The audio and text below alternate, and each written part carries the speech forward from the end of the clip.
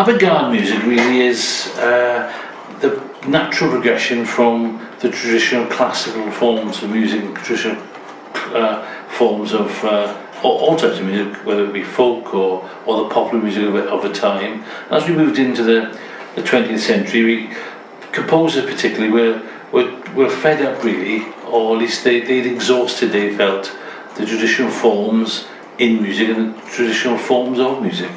So therefore, I think for them it was a natural progression to try and find something else that music could do, other than just be a straightforward symphony or a straightforward piece of piano music, a sonata or whatever.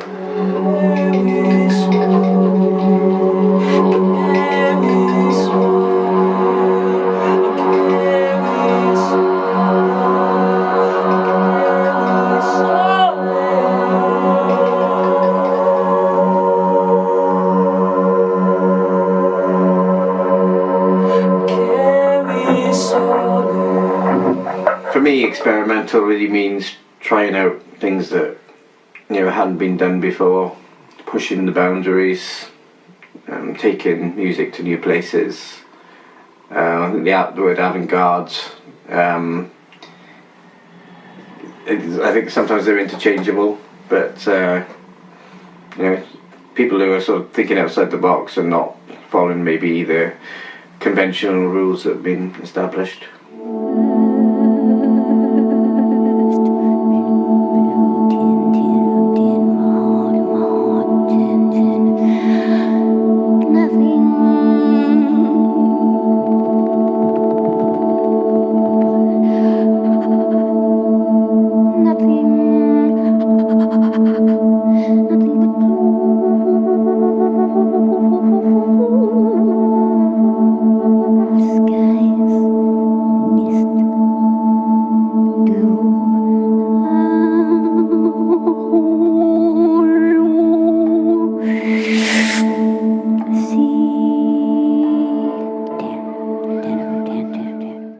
Avant-garde for me is more where we had composers like Messiaen and Schoenberg, where they started to use, although perhaps they could be thought of as being the same, but instead of using traditional forms of composition, they would take, say, 12 notes, the 12 notes of a normal scale, and we have 12 semitones. They attach a number to it, and then they compose music in a mathematical way, really. I mean, it's often said that music is a mathematical process, but certainly with someone like Schoenberg, where they used a 12-tone roll technique, the 12 notes were given numbers, and then once a set pattern of numbers or order of numbers was established, you would have to stick to them. You could reverse it, you could turn it upside down, but within the confines you had that set number of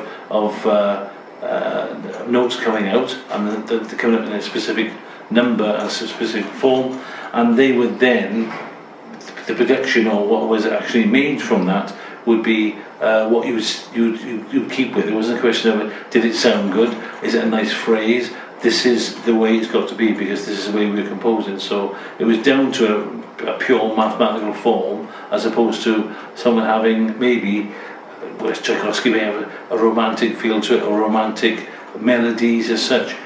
That didn't come into it. It was purely mathematical. So I suppose the sounds were experimental to a point, but really that was really how that's serialism in music developed. So this is a difficult thing to define. I suppose when a genre's been going for such a long time, it kind of ceases to be experimental. I don't consider a lot of the music I make to be experimental because I know what I'm doing,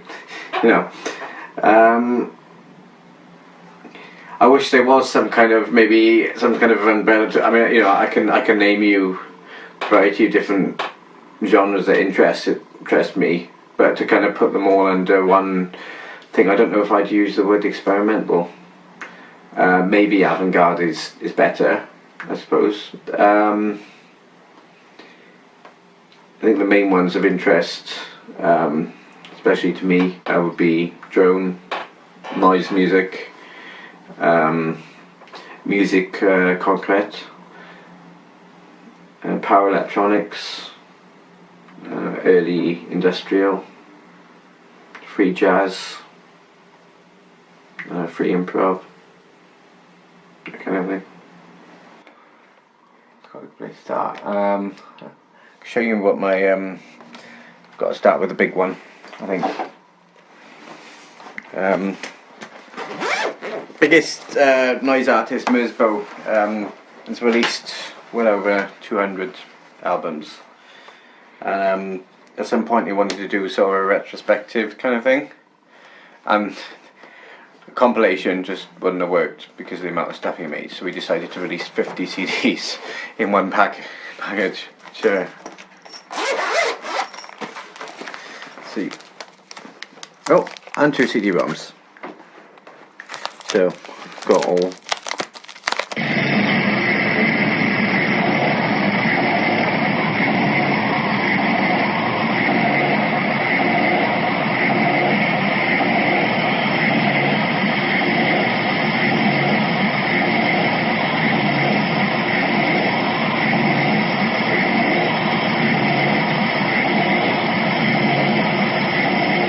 What I like about a lot of noise and avant-garde kind of stuff is like the packaging sometimes is as much as a piece of art in itself, you know.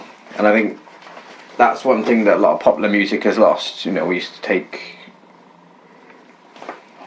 a lot of people no longer really care about the artwork. They download an MP3 and that's it. You know, they listen to it, blah blah blah. That's all it is. It's just this bit of sound that almost doesn't really exist. Whereas the undergrounds and avant-garde, we still care about physical products, and because a lot of the music we make, I suppose, you know, want the quality to be better. I'm still yet to build up my sort of free jazz collection. I still only got a few of those. There's still a few artists that I really want to collect, like Ned Rothenberg.